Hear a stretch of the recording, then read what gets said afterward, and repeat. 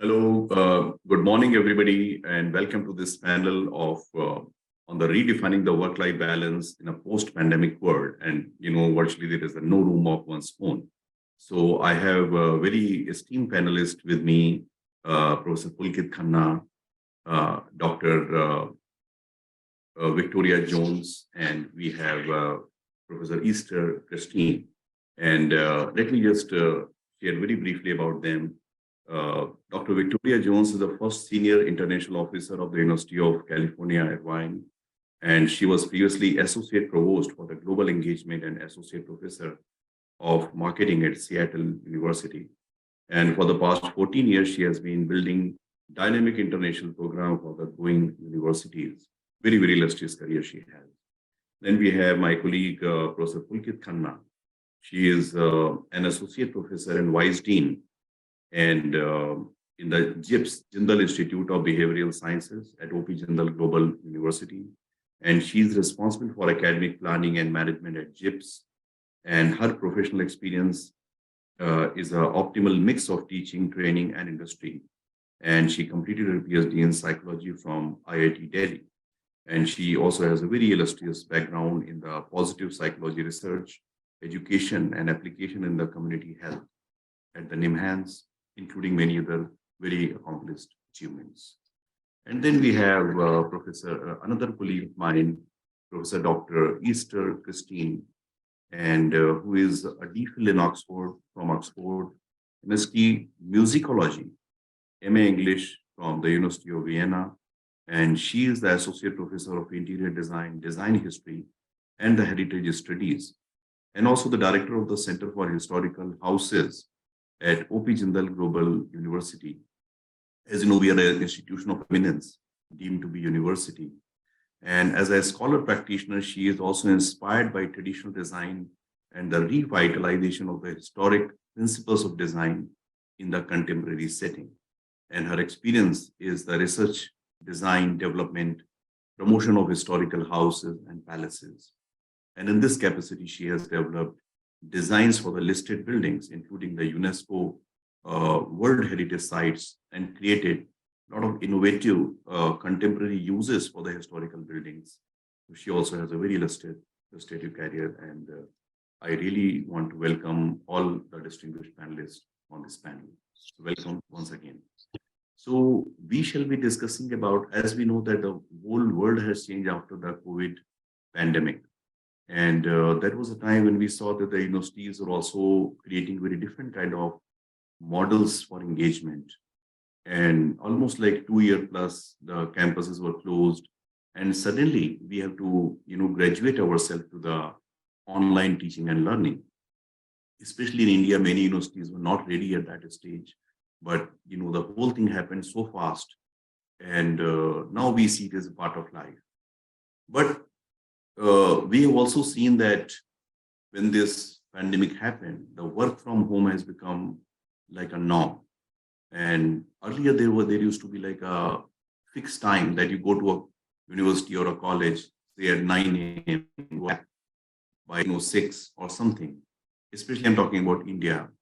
And of course, in certain global level universities where attendance may not be that required, but the specific measurable outcomes they are much more important. But still, it has been a case that, you're all over. Maybe when you're working from home, maybe you are operating from the bedroom, you're operating from your drawing room, not just, from your office room. So is it like, that you don't have any room? And what has happened to your work life? And when we talk about work-life balance, we know that we all have different kind of goals in life. One is, of course, our, the monetary and the positional goals. But we also have a goal for our own happiness and well-being. And of course, we need to have time for family and friends, the personal growth, development, leisure, taking care of the hobbies, and also going for even the spiritual growth. But all that is happening only in a one-sided kind of a thing. So we need to discuss and debate about, how this whole redesigning can happen. And we as an institution of higher learning, we have to really discuss and debate about it. So this panel will be talking about such issues. And one thing which I have seen, my name is Professor Pankaj Gupta, and I'm a professor in Jindal Global Law School. And I also had a center here. There is Center of Ethics, Spirituality, and Meditation. And so I have also seen that there are a lot of initiatives which are needed with respect to inner well-being, and which sometimes are not regarded that much. But there are companies and educational institutions who have taken a very conscious call towards making a very conscious efforts towards this work-life balance. But one thing which I have noted over a period of time, it also depends on what is the concept of work you relate to. Sometimes people are relating to work only as something which is just giving them money. But there are people who just relate to it, not only the money, but meaning also. It also depends on what kind of relationship you have with your work. And at the same time, there are a lot of different issues that what the employers can do, how the employees can do at their own level. Because your own self-growth and development is also generally your responsibility. So we have experts over here, and we shall be discussing about this topic in detail. So let me firstly request Dr. Victoria Jones to please share her insight on this topic. Thank you. Thank you. I appreciate your introduction. I appreciate the opportunity to join OP Jindal Global University. I actually, some years ago, was on a Fulbright in India and had the opportunity to visit. I got to meet Siraj Kumar and really appreciated the opportunity. It's a real pleasure for me to be back with you today. So thank you very much. Thank you. I thought it might be helpful to have a little context in the way that I'm framing my comments. So as you mentioned, I'm the Chief Global Affairs Officer for UC Irvine. And this university is 38,000 students, all in person, 25,000 employees. Our annual operating budget is $2.7 billion, a lot of that in research and our hospital.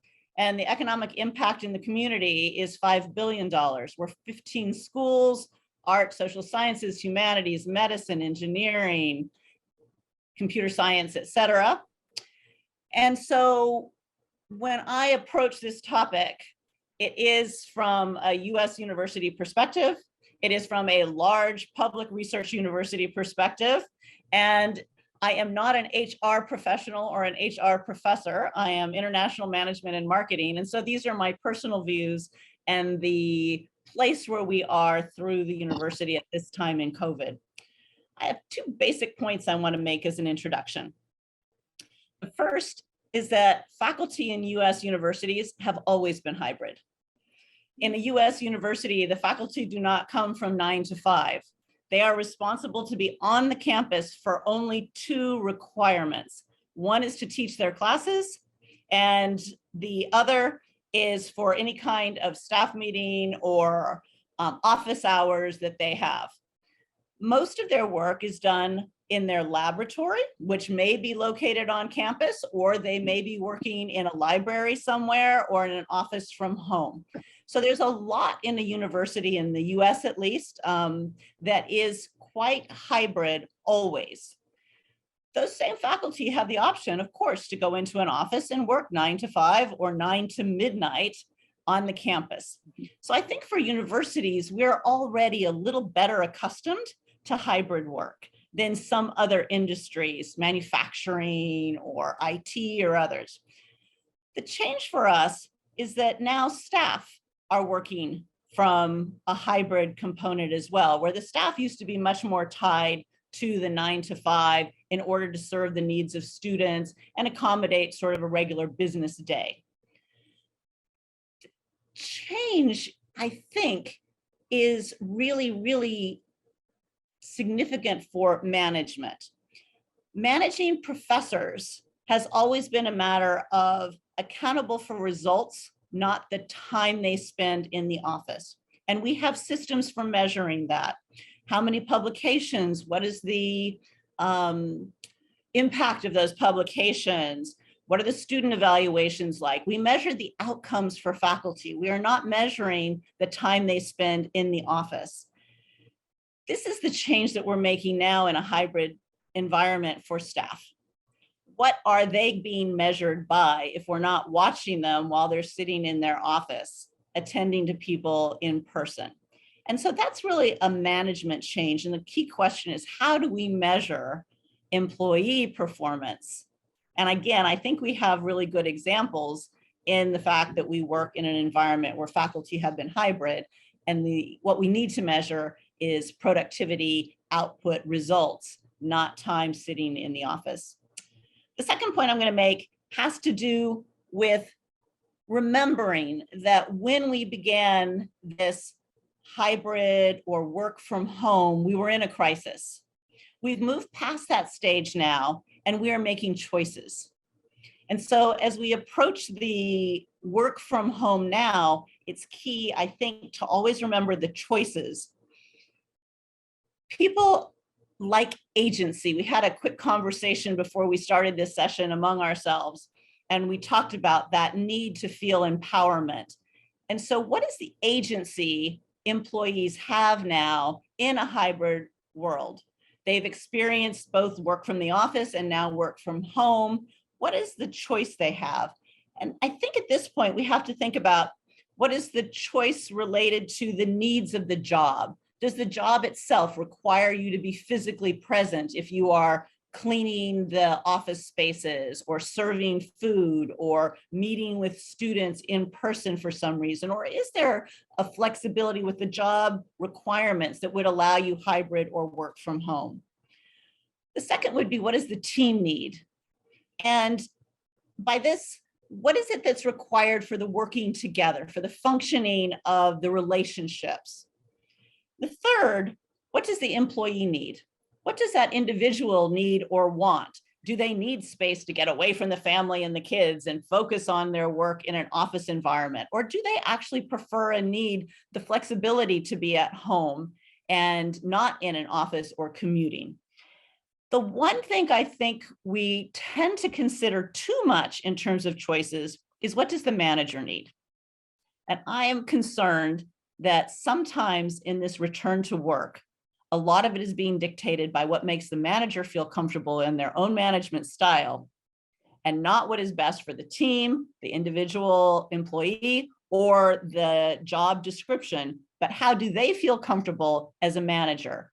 And that leads to a very uncomfortable situation where it's because you told me to, but for no logical reason I can understand, and then agency is destroyed. And so the dialogue, I think, needs to be very clear.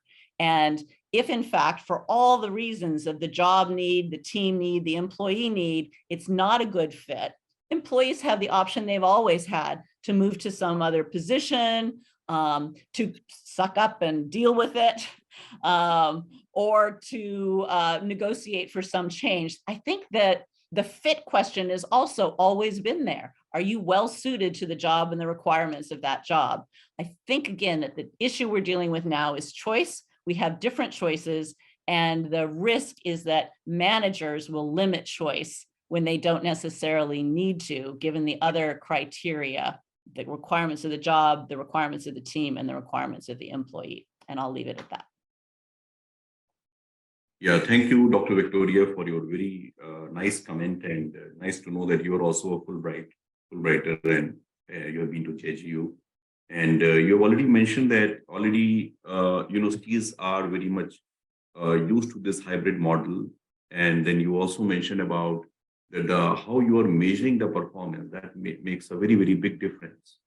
And also different universities are, moving at a different level of development, that how they can include the need of empowerment and flexibility, and also the need of the team and the functional need, and creating a synergy in the employee need and the management need, and also what the managers feel. And you also said very beautifully that employees anyway have a choice to move on to some other employer if they are not so happy.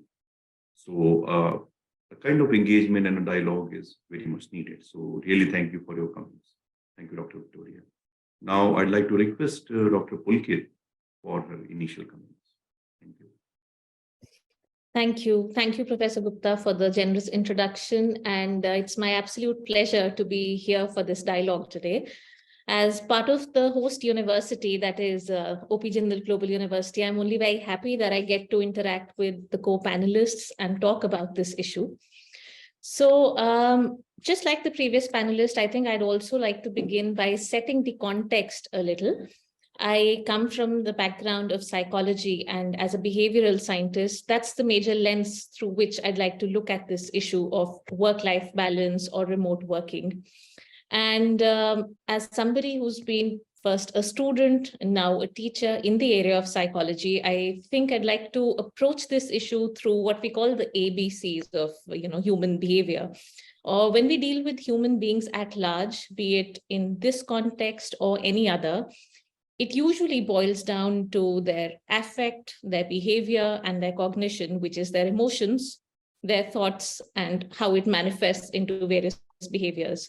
So whether it was the crisis that caught us all off guard in the end of 2019 or early 2020, to where we find ourselves at now, a lot of it has been the interplay of how we felt about the situation, how we've thought about it or perceived it, and then how we've chosen to act out in that given context.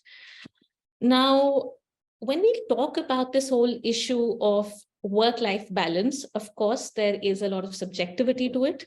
But at the same time, when we talk of people in academia, whether it is faculty or staff or students or all other stakeholders in the education space, I do agree with Victoria that this is one profession where there's been a little bit more of flexibility from pre-COVID times as well, because people in academia are used to, in fact, often expected to work outside of the restricted time windows of a defined desk job.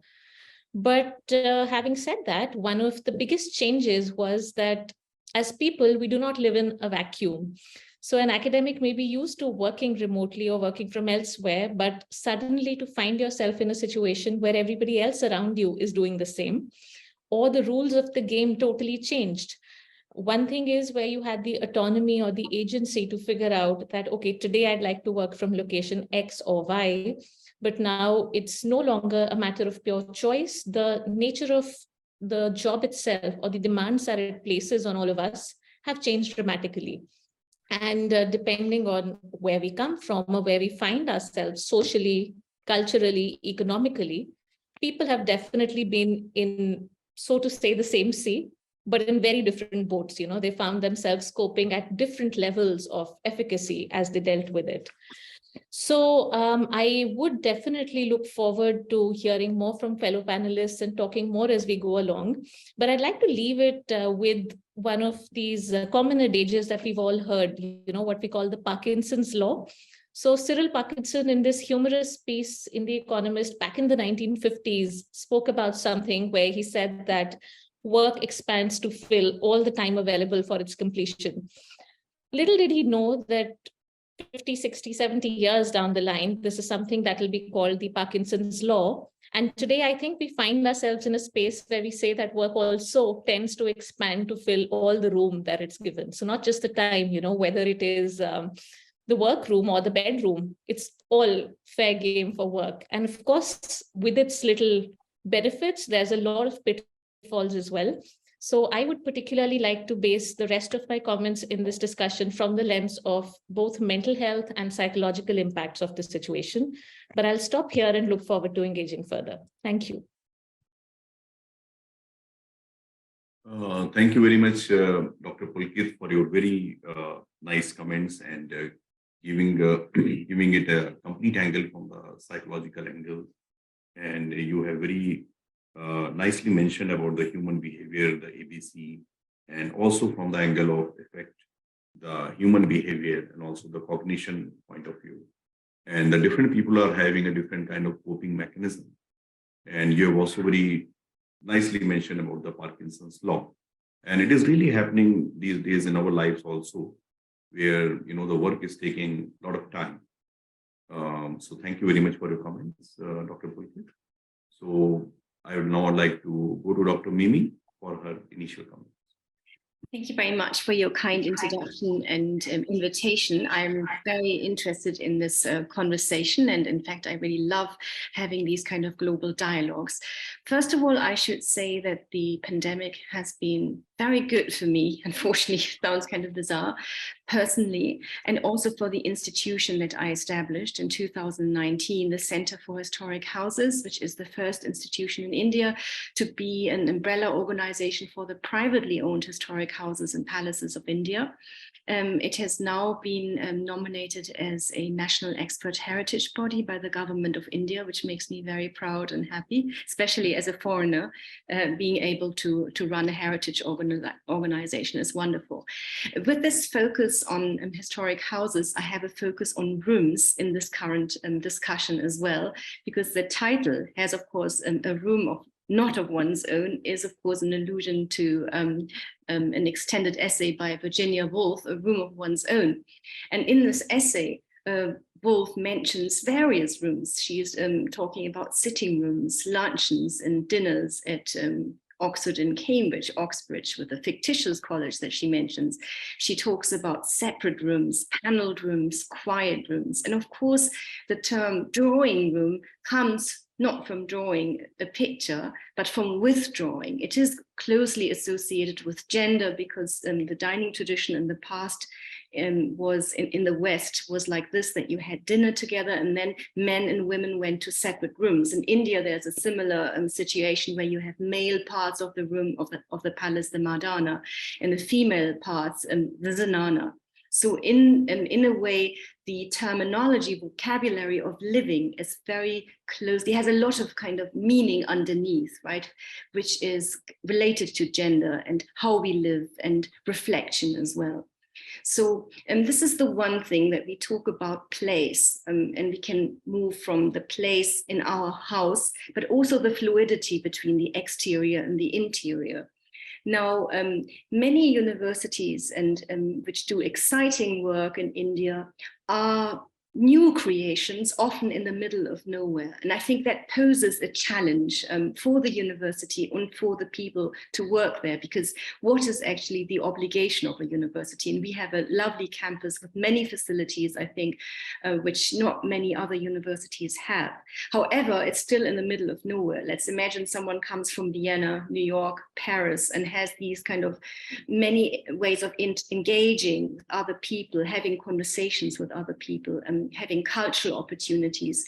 So what should we do to have not only this kind of satellite where we just work, but where we can do other things, pursue our interests, hobbies, and other kind of conversations. So, and with the pandemic, I think that disadvantage of the universities being in isolation was overcome in a way. Suddenly everybody, not only kind of universities in India, but everyone, we had the chance to participate and visit museums and opening exhibitions in New York, in Dresden, and we were able to have so many meaningful conversations. The Center for Historic Houses, we worked with scholars from the Getty Foundation, the Smithsonian, the Louvre, the Prussian Palaces and Gardens, English Heritage. These opportunities would have been much, much more difficult before the pandemic. So, and I think this is something that we can actually retain. So things are not the same anymore. We don't necessarily need to travel. Of course, it is a lovely experience to visit a historic building, but we can have collaborations and meaningful engagements with others. Then the other three focal points, apart from the place, is the whole concept of work-life balance. That is a term that originated in the 1970s and 80s in the context of women's emancipation. So again, closely related to Virginia Woolf's book. But then the nature of work, my second point is in the Judeo-Christian context, we have the seventh day of rest. In the 19th century, we have kind of labor laws, professionalization of work, and manufacturing laws that kind of talk about this kind of, nature of work and rest. But what should the future work be? This is the discussion that is interesting. And I kind of mentioned Theodore Zeldin, the fantastic historian at Oxford, who has written such meaningful books about the nature of work and human interactions and conversations. And he provocatively says we should abolish work, but what he really means is the abolition between the distinction between work and leisure. And I think in academia, for many, we don't really have that distinction between work and leisure because we kind of love what we do. In my spare time, I visit historic houses, read books that I love. And I think it's very important to come back to what has been said by other panelists, Victoria, for example, this necessity of control in the management, curtailing individual freedoms, I think is really very much against the nature of kind of academics and in fact, everyone's happiness. So we need to have these conversations that are people that are able to speak about their work in an entertaining way, rather than the arrogance of a specialist that is unable to communicate. We need to have this kind of human engagement, and that can take many forms, including like we are doing now. We are all in different places, but we can have a bond, between us and getting to know each other, having meaningful discussions. So I want to close here and kind of just recapitulate the notion of place that can be overcome, but it is significant at the same time. Going from the room to the place where the university is, where the discussions are taking place, and the aesthetics and meaning of this place, and the future of work, and possibly the breaking of the distinction between work and leisure.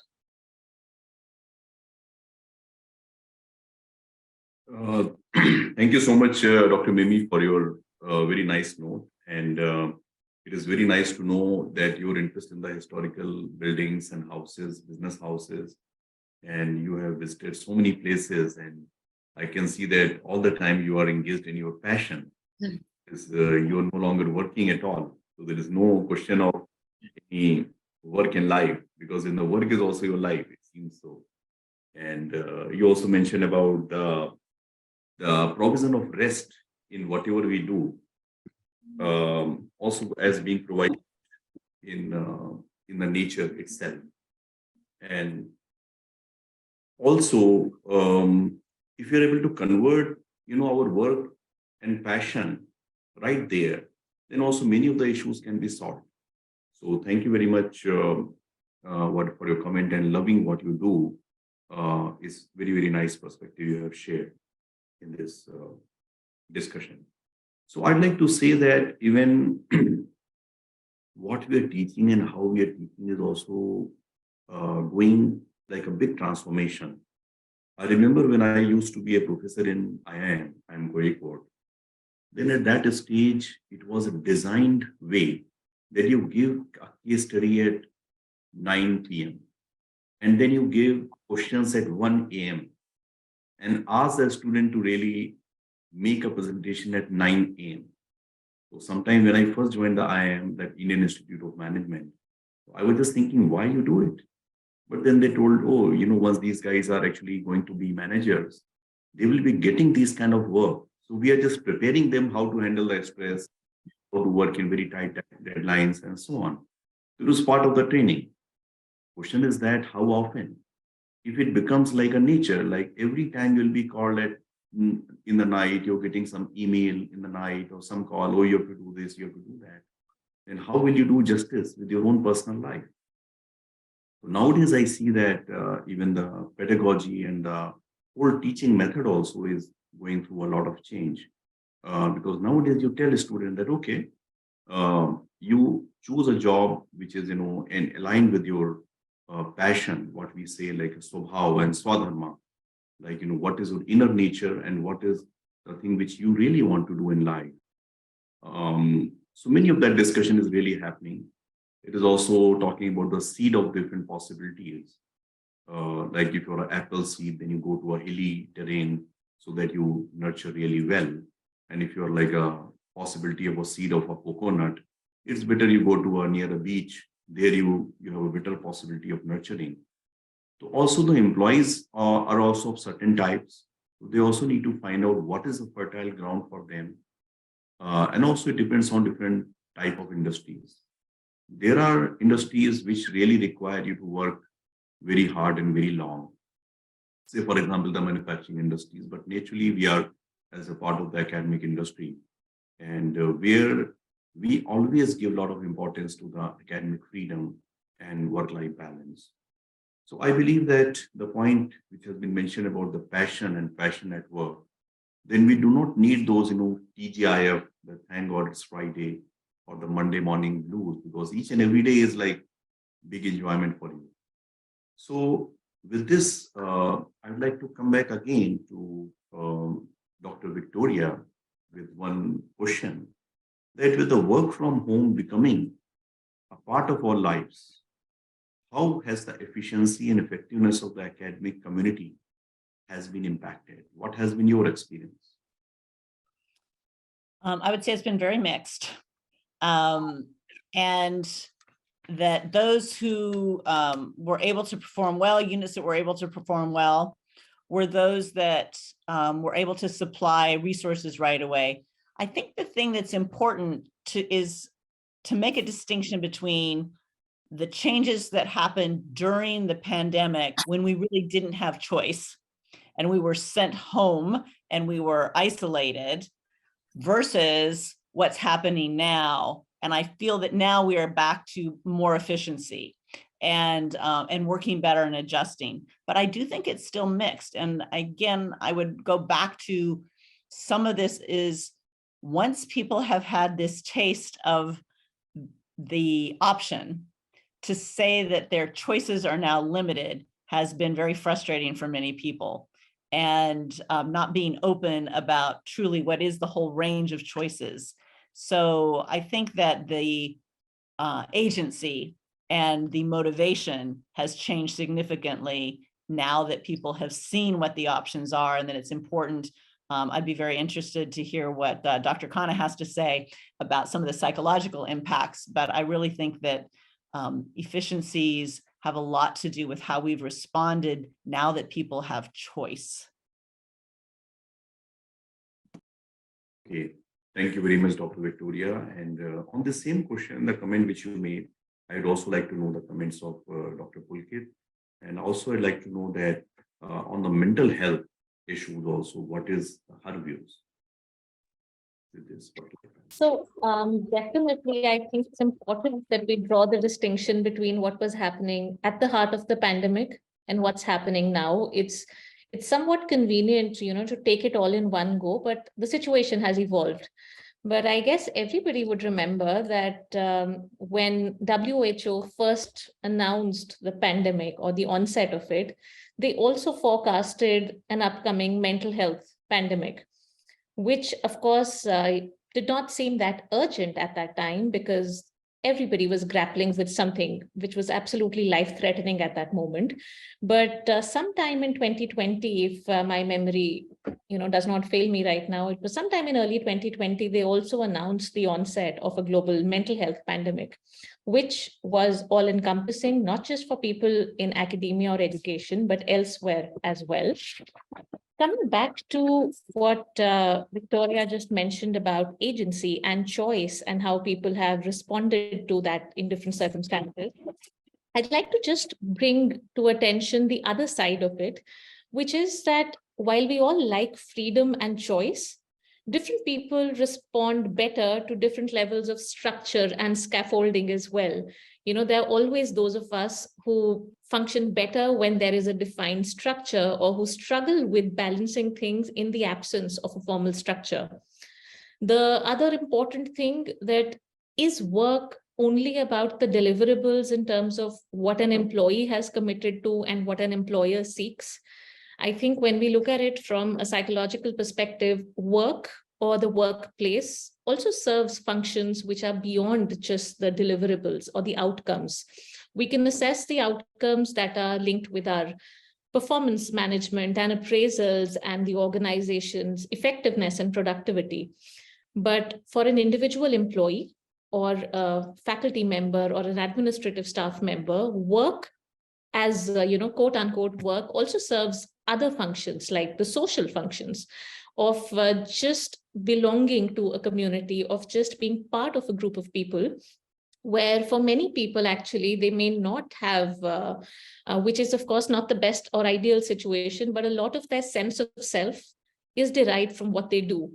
And this whole sense of who am I? Is it the same as what I actually do? That blurring of boundaries, which is something that happened with the pandemic, is actually quite a bit of a reality check and a time to reflect once the crisis has abated about where we stand. This whole idea of work being a part of life, or work being pretty much what life revolves around for a lot of people. I'm actually quite weary of the remark we had about, no TGIF and no Monday morning blues, because this is something that many people fall prey to in academia. The workforce that is in the knowledge sector is very, very essential for them to step away to gain fresh perspective. The problem that a lot of people in academia face is that when they're chasing deadlines, or when there is cognitive labor involved, there's no difference between a Sunday evening or a Friday evening or a Saturday afternoon. In fact, people might reserve that for more thought-oriented, deeper work, because they are away from the mundane at that time. And I think anything that involves high brain function, it's very important to get a way to gain back a fresh perspective. So I would agree with the previous panelists that how it's impacted efficiency, quite mixed, depending on the roles people served, and also depending on the context they were in, and also depending on their own personality types. Because you'll always find colleagues who say that I need to get out of the house, come to office, sit there, and only then I sort of switch on in my work mode. Of course, there are other options of getting there as well, but it's one of those classic conundrums where everybody used to hate the commute to work, but a lot of research started telling us that that commute was the buffer between your home life and your work life, and it suddenly became like an angel and no longer a devil. That commute actually helped people transition from zone A to zone B. So I think it's only when we are deprived of something that we took for granted that we started seeing the potential benefit or the purpose that it served. The second point I'd make is about the question posed in terms of the mental health aspects. So I'll tie this back to the ABC that I mentioned in the introductory remarks, which is about the affect, that's the emotion, the behavior, and the mental or the cognitive aspects. A lot has been said, printed, written about loneliness, irritability, isolation, sadness that came in. And here I would emphasize that it's not actually restricted to the pandemic, but it has percolated later as well. When the social support networks were gone, or people were just reduced to a lot of working in solitary spaces, academia anyway sometimes is very solitary in the nature of work that people end up doing. It's them and their screen, and now a lot of emails and a lot of a merry-go-round of assignments and evaluations and grant applications and funding opportunities. Just imagine that merry-go-round sort of never really allows you to step down and get on the ground. So that isolation, I think, has been very alienating for people. Then, of course, the fatigue that set in, which ends up leading up to burnout, and also this always on headspace. The APA, that's the American Psychological Association, labels certain people as constant checkers. And many of us would relate to that, where we just think that there's another notification that might have come, there's another email that needs my urgent attention, because there's no longer that defined cutoff between what's my work time and what's my leisure time. Of course, people who are great at setting those boundaries have flourished. Others have just dwindled and languished because the boundaries have been really blurred. So I'd like to add that later when I come back, but I'll stop here for now. Thanks. Thank you, Dr. Pulkit. You have raised some very, very important points. And also, there has to be balance in the productivity and social circle. And also, you mentioned about the who am I? So again, it depends on that, what really keeps you on all the time. And I have seen people also, like people who are always glued to their phones and, the WhatsApp. whenever any message is coming, they immediately feel the urge to reply at that moment. And I have also seen certain professors and other employees who have a very fixed routine that they will check WhatsApp only 4 times or 5 times a day. In fact, one of our very eminent university leader is not even having a WhatsApp, because many times I see that the WhatsApp and these kind of always on things are something which make you like a work slave. So it all depends that whether you feel enjoyment in doing so. Sometimes you write a mail and immediately you get a reply. So some people feel that kick also. So it depends on people to people. And going back to the affect behavior and cognition, and also some people who are having more weightage to the self-satisfaction and how you can handle the loneliness. These are also very, very important points you shared over here. So with this, I'd like to go to Dr. Mimi now. And you see that many of the technological companies, they have decided that they are going to allow this work from home on a full-time basis. And so on this, do you think that the academia also need to think something like that? So whenever you have a class, whenever you have any meeting, then only you should come there. And which naturally a university like us, they allow that freedom. And also we have seen that sometimes every faculty has to publish, every faculty has to do institution building role or teaching and executive education. But there is a possibility that out of these different portfolio, there is something which you really love doing. So how can you also create some sort of a program which can suit to the real nature of a faculty member? So maybe if you can just share some, your thought on these topics. Yes, I'm happy to. Well, I think a hybrid model is really interesting. Sorry, just a moment.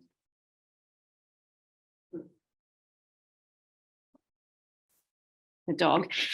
A hybrid model is really interesting. I don't think it's necessarily important to go and be there in person all the time, especially for things like faculty meetings or something like that. I come from different kind of educational traditions. I studied at the University of Oxford, and it's unique with Cambridge that you have one-to-one tuition, which is of course a real luxury and a wonderful opportunity. It comes from the medieval principle of master and apprentice. And I think there's a lot of learning that you couldn't otherwise have, because you have this direct conversation. You are reading out your essay and then you get the feedback right away. And I felt it was invaluable in my academic career. With the commute also, I understand that this can be a transition from kind of private life to kind of your work life, but it depends on the commute, doesn't it? On the nature, on the length, and again, the place where it is. Are you going through a beautiful park near the ocean or somewhere? Are you going past, garbage hills and, things like that? It's not very good for anybody. If you talk about well-meaning, or if it's very chaotic, if you drive in Rome, it's very chaotic and, different from, a country lane and so on. And the duration, of course, in India with the, 20 million people city like Delhi, it can take from 1.5 hours to 4 hours to come from the university to Delhi. And that's very stressful if you are in the car for 4 hours, right? Independent from these kind of transitions. So I think, if we talk about a place where you can experience isolation, not only in the pandemic or in this kind of situation, but if we have a campus that is in isolation, we should have conversations that are not only work related with other people outside of the kind of university, but we can't really do that because there's nothing around the university. So what can we do to overcome this? I think, again, to facilitate this, to have conversations and to bring people here, like take Glyndebourne, for example, one of the most famous opera festivals in the world. I mean, who could have, it's in the middle of nowhere, right? But they brought it there and it can work. Or, Jaipur Festival, Lit Festival, and so on. You can create new festivals and opportunities, providing the infrastructure. It can go from small to bigger. So this is something that I would really recommend to avoid this kind of, let's say, artificial situation where you only have a work life and nothing else because the infrastructure doesn't exist. So you can create it, and that's exciting in itself. It's a wonderful pioneering opportunity. So this would be my answer. It's always a combination of things, right? It's not one or the other. We can learn as much and can use all the benefits from the digital sphere, but then we also need to have the real life experience. And even if we have these kind of digital conversations, it's very different from meeting someone in person. How is this person treating other people in a restaurant? Is he bossy or friendly and so on, right? I mean, these kind of things, you don't see that in these digital conversations. It can be really misleading. So we really need both. Thank you very much, Dr. Mimi. I have one additional question to you, and you mentioned about like our university and other top universities. They are generally in a very sort of a remote location away from the city. So what they can do to promote more of a sense of well-being among the employees? Because as you mentioned that people may have to spend like 4-hour time in going to the city and coming back. So do you think that something more can be done in this case? Is this a question for me? Yeah, it is. Yeah, yes. So as I suggested, I think it's great to have to do more than what a university normally does. So instead of focusing only, it's a challenge, but an opportunity, as I said. So creating places of beauty and aesthetics, for example, not only the purely functional and so on, maybe a cafe where people can go, whether faculty or students, right? Or creating places on campus. And to some extent, our university does that. I mean, mainly for the students, right? We have like plays at times or musical performances, but these are really geared towards the students, right? So it's pop music, so for instance, but, you know, we don't have, let's say, a music room with a piano or so, right? So, you know, having a diverse kind of cultural opportunities for different kind of taste cultures. And, you know, we have a fantastic, you know, recently Mr. Jindal, he brought horses to the university. Really, I mean, changed my life. I love horses, and we have a polo field. I mean, what university has that? It's amazing. And, you know, these kind of things. So that's not so much the conversation. And, you know, it is this kind of rural life. Why not emphasize this rural life? The beautiful birds that you have here, the animals that you have here, you know, to have something dedicated to this, having maybe, you know, a farm, so to say, where you have organic farming in a cafe and you know, workshops where you can do things. So if you don't have these kind of things to spend your leisure, you need to create that. I think that's a real must for institutions that are remote. And invite people, bring them here, not just parade them kind of on the stage, but give them the opportunity to have conversations with the people, the faculty and the students. That's something I thought was wonderful at Oxford. There were no distinctions because you had these conversations. It didn't matter whether the professor was world famous and a Nobel Prize laureate or just a young, you know, DPhil student who was teaching a student, or I don't know, the Emperor of Japan who came. So every student, every faculty had access to the visitors to have conversations, and that can be life-changing. Conductors, you name it. I think facilitating conversations among people, that's what's so important. Okay, fantastic. So I think you are giving so many very bright suggestions. So I'm sure the university administrators may be listening. And very nice to share that insight.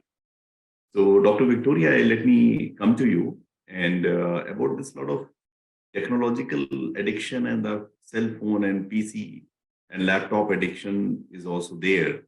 And, you know, this, and also with this technology, you're always there, like always on syndrome, which Pulkit was sharing.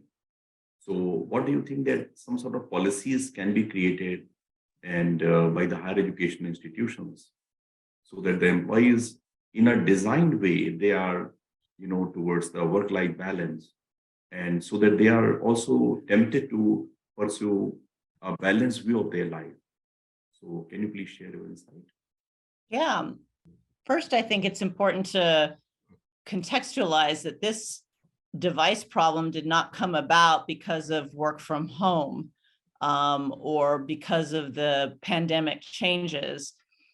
As soon as we had smartphones, as soon as we could pick up email at our homes, we were blending the workspace and the home space.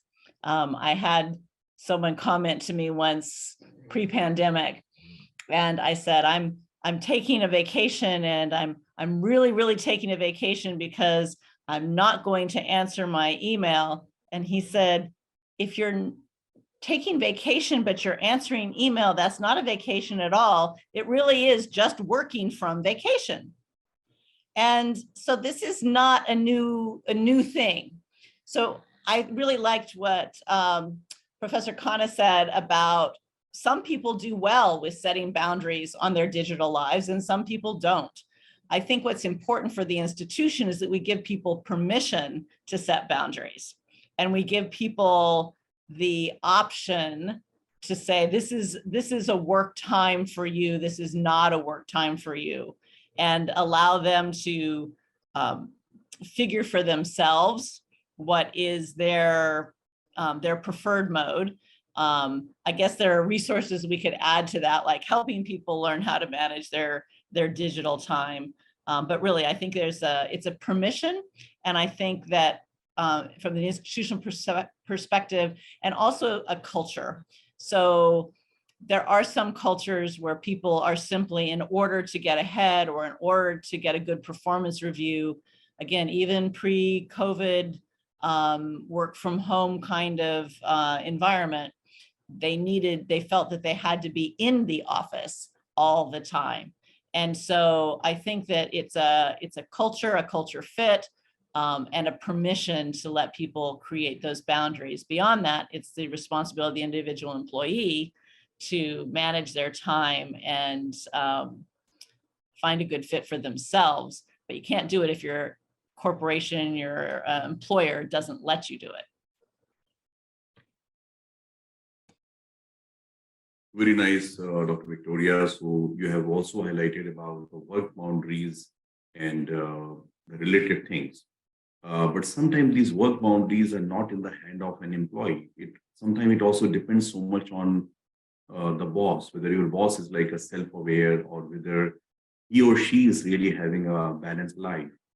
Sometimes it is seen that if your boss is like, 24/7, so he or she will also expect you to be like that.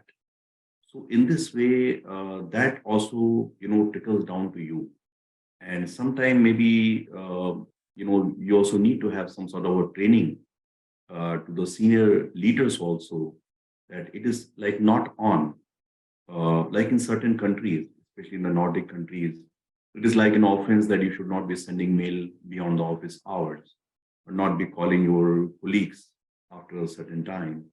But in a country like India, or in other countries also, this kind of norm is not being followed.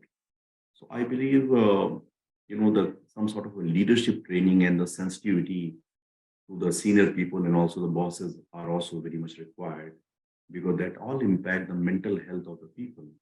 So what can the higher education institutions can also do, to train at the highest level of the bosses, and then that will, go on trickling down, and then you create a very holistic kind of a work environment.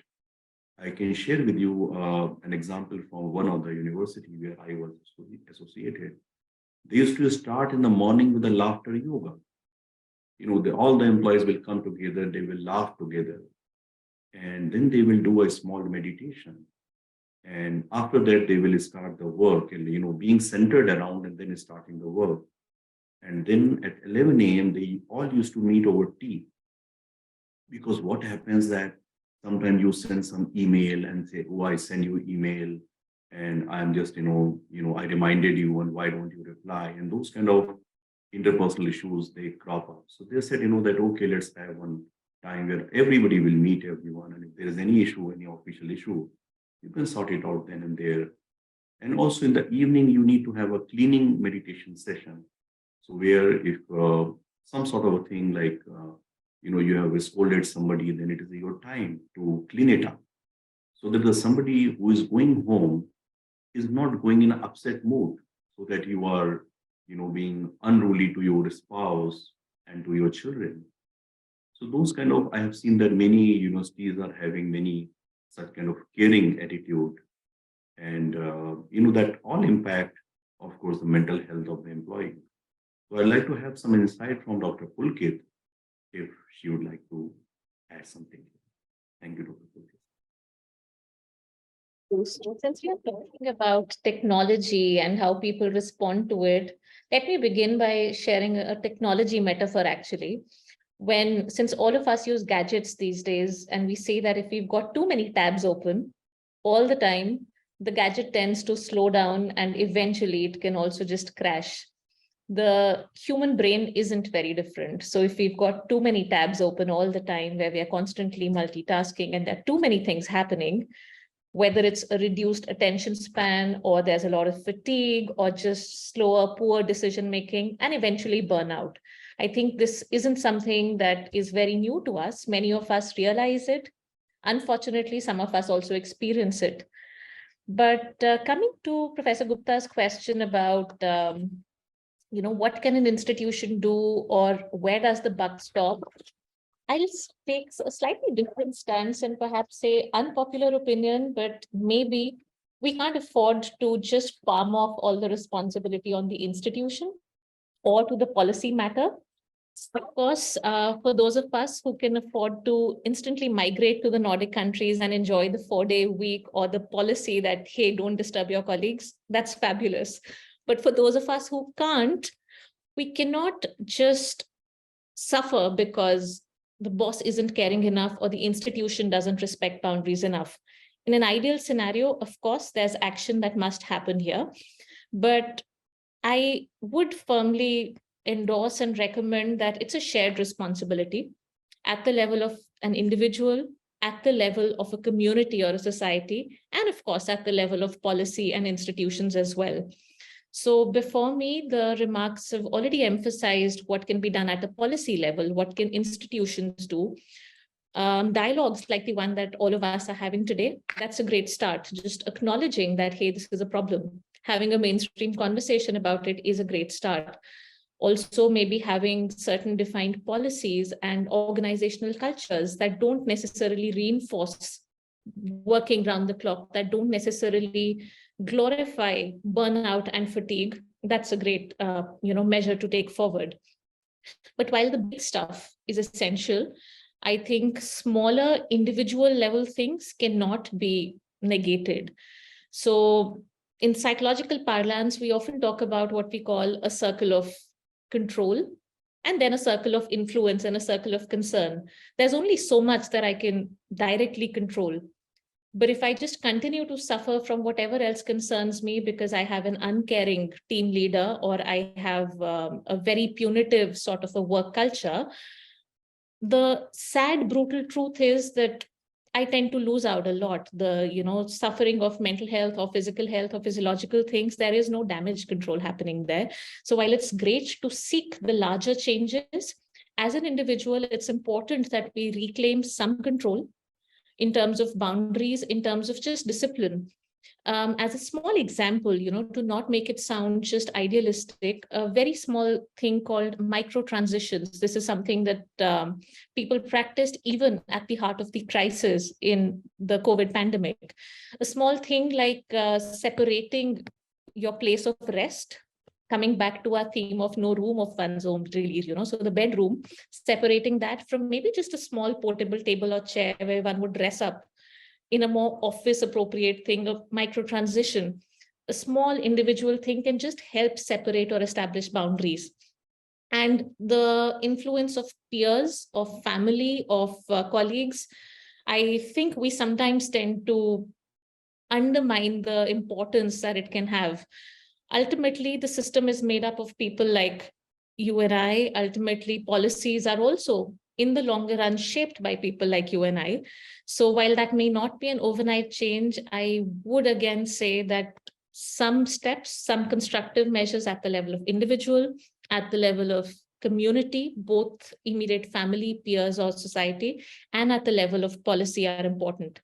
And the last thing is an important reminder to everybody at the level of the policymakers or the higher management that actually employee well-being is not a charitable thing which somebody just takes on as a social responsibility. It is very deeply interlinked with productivity and efficiency. people, I think a recent study from Oxford made it amply clear that happier employees are the ones who are more productive. And this is not something that's really brand new awakening for us. We know it, but sometimes we think that time off or a digital detox or giving people paid time off is a privilege. In reality, human beings need to unplug to come back rejuvenated. So investments in employee well-being are actually investments in better productive employees as well. So that's a reminder that is important for everybody who's in the decision-making capacity. Thank you. And of course, retaining people as well, right? Because if this word gets out that, let's say, an environment is, toxic or something, you will not be able to retain or attract, good people. So it is in the best interest of the institution, of course. 100%. In fact, if I could, respond to that, actually, there are so many costs associated with new recruitment or when you have high turnover. So actually, any investment, it also has very monetary, tangible benefits associated with it. Yeah. And what we can see is, of course, always, there is the structural, institutional level and the individual level. Even if you provide the kind of, structure, it depends ultimately on the individual. One example, at the Princeton Institute for Advanced Study and at some of the Oxford colleges, you have these teas, afternoon teas, where people can just meet and there's cake and, bread and tea. And it's a lovely way to meet other people. It's not structured in any way, but it's regular. It's providing this beautiful social space. But if people don't talk to each other, or if you have a toxic environment, the people meet, it also doesn't do anything.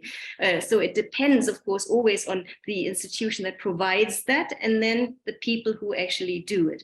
But one thing I think that is important is there could be some checks and controls from the institutional level so that certain kind of mismanagement cannot happen. Yeah. So for instance, or some people, for instance, like to get up at 4 a.m. and send mails, but it doesn't mean that the other person has to respond at 4 a.m. right? So let the other person also give this opportunity to do the email, and the kind of admin at in whatever time they choose, right?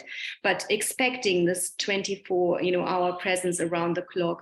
And I think like we have performance reviews, I find it cannot only go down, it has to go up as well. If this is missing, if we cannot evaluate our boss, something is missing in the structural level. So I don't know how that is in the US. I would presume, that the person, the employee also has to evaluate the boss, right? Do you have something like that in the US? How does that normally work? Yeah, it depends on the institution, but we definitely have what we call a 360 evaluation. Oh. Okay, so really very nice discussion. 1 hour has just passed and we are already a little over time, like 2 minutes over time. So though we would have loved to, carry on this, because now we are just getting a live discussion and a very nice way the discussion is going on. But I think with the interest of the time, we have to stop here.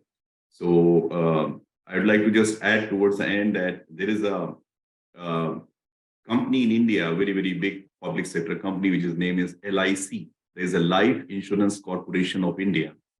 It has a motto, which is having a Sanskrit word. There is a Yoga Chimum Vaham Vaham.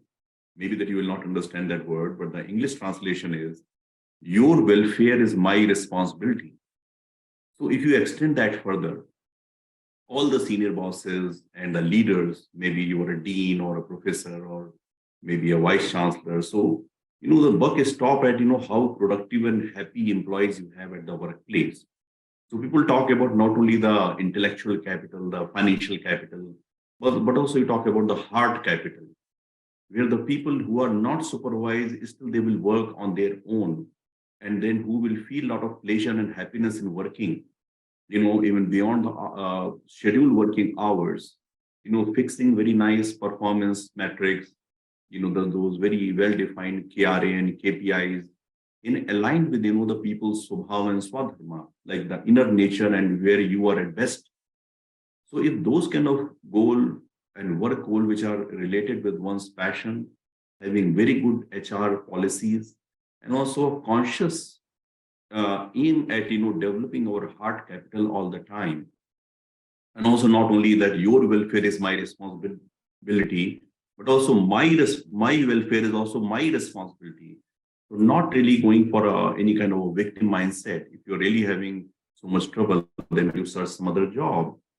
So in this way, I believe that the employee welfare, productivity, work from home has now very much become a reality, and maybe certain, the performance structures and other things we have to really work further on this.